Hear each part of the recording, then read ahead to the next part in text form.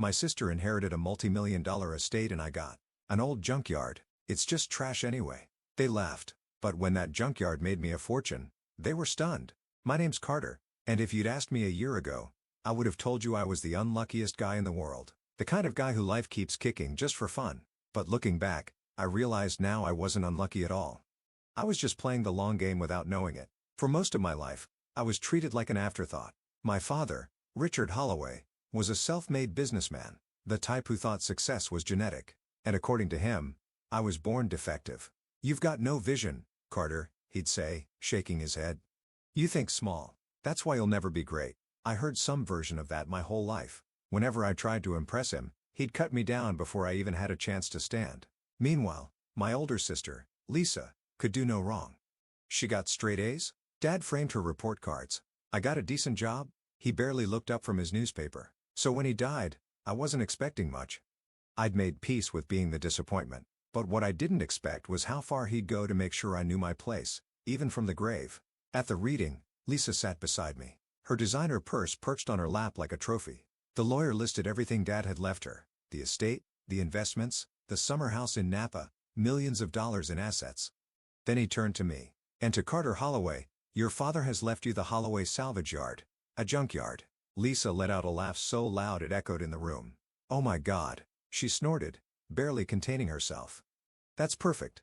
Carter, king of the trash heap." Even the lawyer smirked. I should have been humiliated, furious. Instead, I just sat there staring at the paperwork because what they didn't know, what I didn't even know yet, was that this so-called pile of trash was about to make me richer than all of them combined. I drove out to the junkyard that same afternoon, not because I was excited. I just wanted to see exactly how badly I'd been screwed over. The place was exactly how I remembered it from childhood. Rusted-out cars stacked like a junk metal graveyard, old appliances tossed in random heaps.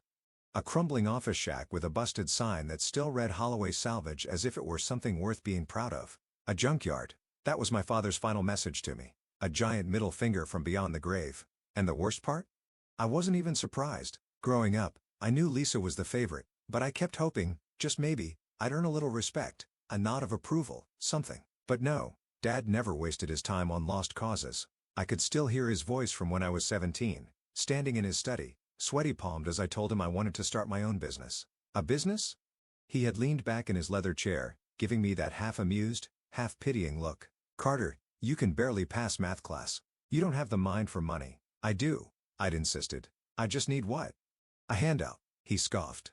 "You think I built this empire by begging for favors? No, Carter. Some people are meant to lead. Others are meant to work for them." And that was the end of the conversation. Lisa, meanwhile, never had to ask for anything. She got a brand new BMW at 18, fully paid tuition to an Ivy League school, and a $200,000 wedding because, in my father's words, a Holloway doesn't settle for less. And now she had everything, and I had this. I kicked an old hubcap, sending it skidding across the dirt. "Unbelievable," I muttered.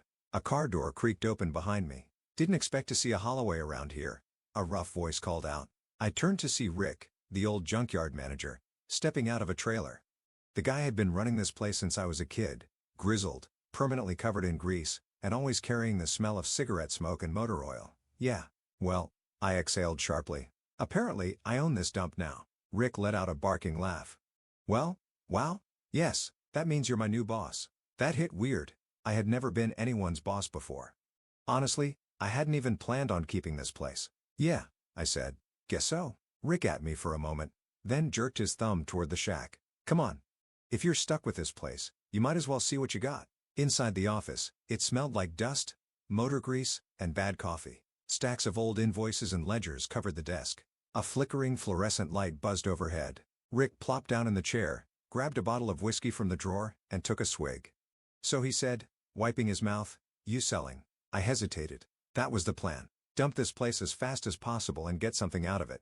But the way Lisa had laughed at me, she thought I was nothing. She thought I'd walk away with a couple grand and disappear like the pathetic loser Dad always painted me as. And for some reason, that pissed me off more than anything. "What's this place even worth?" I asked. Rick snorted. "In its current state? Not much, maybe a couple $100,000 if you find the right buyer." But he rubbed his jaw. "There's a lot of old stock back there. People throw away all kinds of valuable stuff without realizing it." I frowned. "Like what?" He shrugged. "Electronics, car parts, scrap metal. Some guy last year found an old arcade machine buried under a pile of junk and sold it for $10. Another dude bought a busted vending machine office, cracked it open, and found $2 in forgotten quarters. I leaned back, considering selling outright was the easiest option. But something about Lisa waltzing off with millions while I walked away with chump change didn't sit right with me. For once in my life, I wanted to do something not because it was easy, but because it would piss them all off. "I think I'll stick around for a bit," I said. "See what's actually here." Rick grinned. "Now that's interesting." The next few days, I threw myself into the junkyard.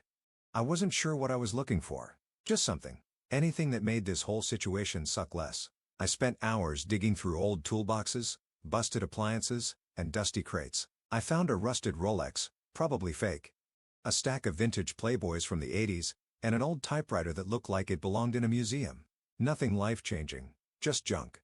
And then on day 5, I found it. I was in the back lot, rummaging through an old filing cabinet. Most of it was garbage, expired paperwork, useless receipts. But at the very bottom, something caught my eye. A small silver external hard drive that looked ancient. Early 2000s, maybe. Scuffed and covered in dust, but intact. Curious, I took it inside and plugged it into an old computer. At first, nothing happened. Just a flickering cursor. Then a single folder popped up. BTC_wallet_backup. BTC Bitcoin. My heart started hammering. I clicked it open. Inside was a text file labeled wallet key, a long string of letters and numbers. A private key. My fingers felt numb as I copied the key and pasted it into a blockchain explorer. The screen loaded, and then ow. My breath caught. Balance, 12,000 BTC. I blinked. Stared. Did the math in my head? 12,000 Bitcoin. At today's market value, that was $800 million. I choked on my own breath. My pulse roared in my ears. For a solid minute, I just sat there staring at the number, my brain refusing to process what I was seeing. Lisa had inherited houses, investments, a yacht. I had inherited this junkyard, and this junkyard had just made me richer than all of them combined. I sat there for what felt like an eternity, my brain stuck in a feedback loop of "this can't be real. This has to be a mistake. No way. Is this real? 12,000 Bitcoin. $800 million. The number just sat there on the screen, taunting me. I checked the wallet balance again and again. It didn't change. It didn't disappear. It was real. The air in the tiny office suddenly felt too thin. I pushed back from the desk, my hands shaking as I rubbed my face. My heart was hammering like a drum solo. My breath coming in short, sharp gasps. This wasn't just money. This was life-changing wealth. This was the kind of money that rewrote destinies, that turned nobodies into legends. And I had found it buried under trash. I let out a wild, almost delirious laugh, smacking my hand on the desk. "You smug fool," I muttered, thinking of my father. "Even in death, you tried to humiliate me, and you still lost." I felt like screaming, like running outside and flipping off the sky. Instead, I clenched my fist and forced myself to breathe. Stay calm. Think. This was dangerous money. The kind of wealth that could get you killed if the wrong people knew about it. If I wasn't careful, I could end up as just another sad news story. Man mysteriously disappears after claiming he found millions in Bitcoin. I needed a plan. First things first, Rick. He had seen me pull the hard drive out of that cabinet. He didn't know what it was, but I couldn't risk him getting curious. I shoved the drive into my pocket and stepped out of the office. Rick was outside, leaning against the hood of an old pickup, smoking a cigarette. He looked up as I approached. "Find anything interesting?" he asked, exhaling a cloud of smoke. I forced a shrug. "Just some old electronics. Gonna see if any of it works." Rick grunted. "Good luck with that. Most of the tech around here's been dead for years." I nodded, keeping my face neutral. "Yeah, anyway, I think I'll be wrapping things up soon. Might sell this place after all." Rick gave me a sideways look. "That so? Thought you wanted to see if there was money in this dump." I smirked. "Turns out, there just might be." The call. I didn't sleep that night. Not really. I lay in bed, staring at the ceiling, my mind racing through every possible scenario. I had to get the Bitcoin out of that wallet, but I also had to be smart. Moving that much crypto at once would send up 1,000 red flags. I needed a safe, legal way to cash out without drawing attention. By morning, I had a plan. I reached for my phone and dialed the one person I knew could help. "If it isn't the family disappointment," a familiar voice answered. "Max, my old college roommate." The one person who had always believed in crypto, even when the rest of us laughed at him. He had started mining Bitcoin back in 2012, and now he was one of those retired at 30 guys who spend his days drinking expensive whiskey and flipping NFTs. "Max," I said, keeping my voice steady, I need your help. There was a pause. You sound weird. What's up? I hesitated, then said the words that still felt unreal. I found an old Bitcoin wallet. Max snorted. What? With, like, $10 in it? I exhaled slowly. 12,000 BTC. Silence. Then leave me alone. I'm serious. Another pause. Then in a much more serious tone, Carter, if you're screwing with me, I'm not. I heard the sharp intake of breath on the other end. Jesus Christ. Yeah. Max went silent again, probably doing the same mental math I had. Then where on earth did you find 12,000 Bitcoin? In a junkyard. A short, stunned laugh. Of course, you did. Okay, listen to me. Do not touch that wallet until we have a plan. If you move that much BTC at once, every exchange and regulatory agency on the planet is going to be all over you. Yeah, I figured. Okay. First step, you're going to send me the public key, not the private key, just the public one. I need to verify that this thing is legit and hasn't been compromised. I nodded. Got it. Max exhaled. Carter, if this is real, you just became one of the richest people on the entire planet. I grinned. Yeah, not bad for a guy who got left the junkyard, Lisa finds out. 2 days later, as I was finalizing my plan with Max, my phone rang. Lisa, I almost let it go to voicemail, but then I remembered her smug little laugh at the reading. I picked up Carter, she said, her voice sugary sweet. How's my favorite junkyard king? I smirked. Oh, just rolling around in all my trash. She laughed. Listen, I was thinking, I might have been a little harsh at the reading. I was just joking. Right? I raised an eyebrow. Here we go. And she continued, I've actually been looking at some investment opportunities. Maybe I could help you sell that junkyard for a good price. I do have experience in finance after all. I grinned. Oh, that's sweet of you, Lisa. But actually, I think I'll hold on to it. Silence? Really? Yeah? Turns out, it's more valuable than I thought. A sharp inhale. Carter, she said, suddenly serious. Don't be stupid. That place is a dump. Just sell it and take what you can get. Nah, I said. I think I'll sit on it for a while. See what it's really worth? Lisa's tone shifted from fake concern to cold irritation. Carter, don't be ridiculous. I chuckled. Why do you care so much? You got everything you wanted, didn't you? She hesitated. It's just I don't want you to embarrass yourself. You're not exactly known for making smart financial choices. I grinned, leaning back in my chair. Well, Lisa, I said, let's just say, I think my luck's finally turning around. Lisa had no idea. Nobody did, but they were about to.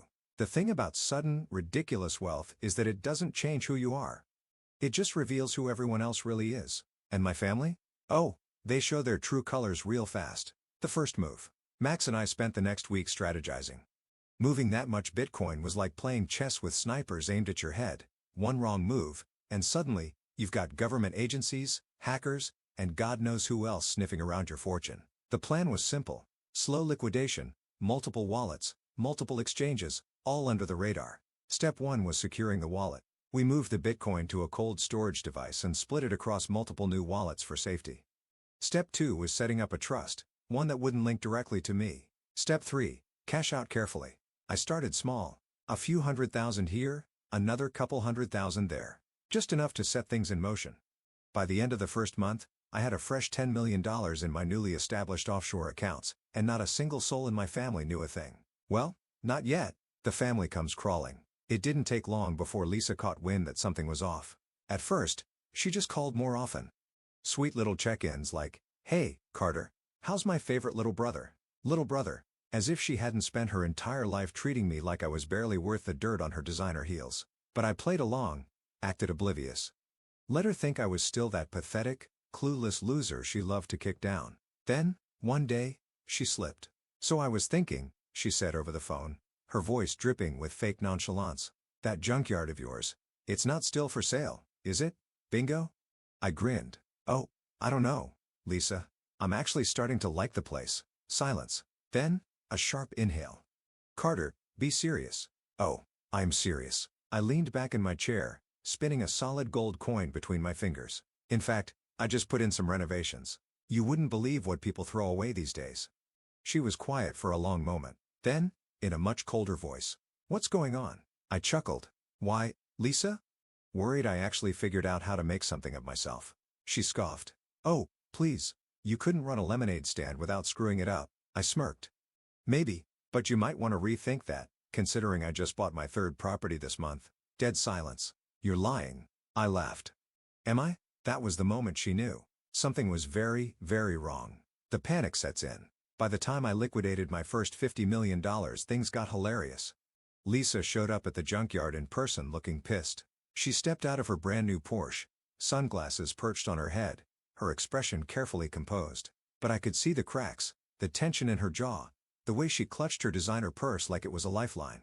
Carter, she said smoothly, we need to talk. I leaned against the rusted-out hood of an old Chevy. Oh? About what? She crossed her arms. Cut it out. I grinned. Wow, that's quite a way to greet your favorite little brother. Her nostrils flared. You're broke. You're supposed to be broke. I raised an eyebrow. That's funny, because my bank account says otherwise. Lisa stared at me, eyes narrowing. Then, slowly, her lips curled into a smirk, she said, tilting her head. So you did sell the junkyard. I knew you'd cave. I just laughed. Lisa, do you really think some real estate deal made me this kind of money? Her smirk faltered. Then what did? I just smiled. Wouldn't you like to know? That's when her real fear kicked in. Lisa hated when she wasn't in control. And right now, she was spiraling. Carter, she said, her voice sharper now. Dad left you garbage. If you have money then.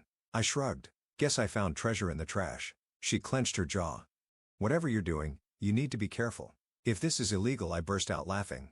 Oh, now you're worried about my well-being? She exhaled sharply, then lowered her voice. Just tell me what's going on. I tilted my head, pretending to think. Then I grinned. Nah. Lisa's face twisted in frustration. You're such a child, she spat. Do you even know how to handle money? You'll burn through it in a year. You're still the same pathetic little failure you've always been. I smiled wider. And yet, I'm the richest person in this family now. That shut her up.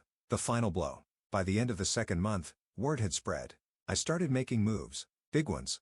I bought a penthouse in Manhattan, a private villa in Italy, and a supercar collection that made headlines. Lisa lost it. I started getting texts. Lisa, Carter, call me now. Mom, sweetheart, we need to talk. Your sister is very upset. Dad's old business partner. Heard you made some big investments, kid. Call me. And then the best one. Lisa, Carter, I think we should work together. I have some investment ideas that could really help you. I laughed so hard I nearly fell off my couch. This was it. The moment they realized, I wasn't the disappointment. I wasn't the failure. I was the biggest success story this family had ever seen. And they couldn't stand it. They spent years treating me like nothing. Now, they wanted a piece of my fortune, and I was about to show them exactly how it felt to be left with nothing. I sat in my penthouse, sipping a $2,000 glass of whiskey, watching the city lights shimmer below me. A year ago, my family laughed in my face. Today, they were begging. Lisa had called 6 times that morning. I ignored every single one. Mom had left a voicemail that started with, "Honey, we're family," and ended with, "After everything we did for you." Right. Like treating me like garbage was some kind of favor. Even my father's old business associates had crawled out of the woodwork, suddenly eager to mentor me. It was hilarious. I swirled my drink, watching the amber liquid catch the light. They thought I was a joke. Now, I was the punchline they'd never see coming. The final meeting. A week later, I agreed to one final family dinner. Not because I cared, because I wanted to watch them squirm. We met at a 5-star restaurant, the kind Lisa used to brag about dining in. Except this time, I was the one who booked the private room. I was the one paying the bill, and they all knew it. Mom, Lisa, and a few distant relatives were already seated when I walked in. Lisa's face was tight, her perfectly manicured nails tapping against her wineglass. She had a new look now, desperation disguised as fake concern.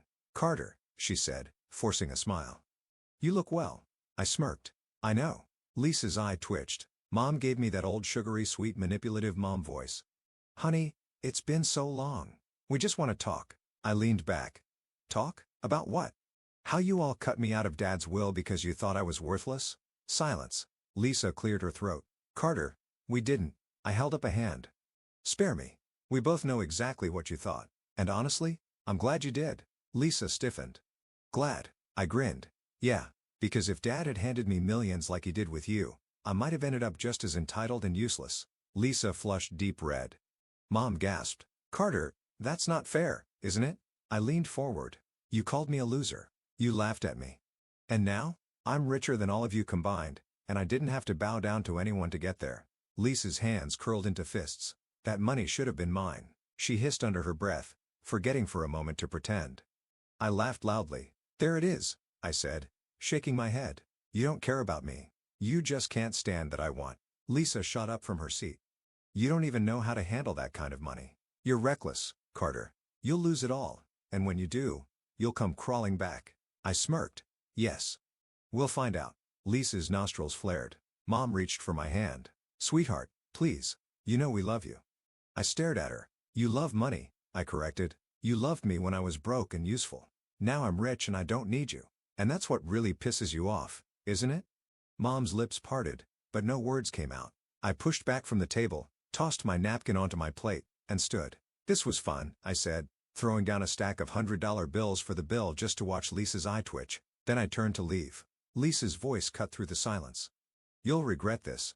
I stopped, turned, and met her gaze. Nah, I said, smirking. But you will. Then I walked out. And this time, nobody followed. Epilogue. Final message. So, yeah, that's the story of how my family laughed at me, threw me away, and then watched me win harder than they ever thought possible. Lisa? She blew through Dad's millions in record time, made a few bad investments, got scammed by some exclusive hedge fund, and had to sell her house just to stay afloat. Mom? Still tries to call, still leaves voicemails about how family sticks together. I never answer. Me? I wake up in a beachfront villa, drink stupidly expensive coffee, and live my best life. Moral of the story? Sometimes, being underestimated is the best thing that can happen to you. And sometimes, trash isn't trash. It's just treasure waiting for the right person to find it.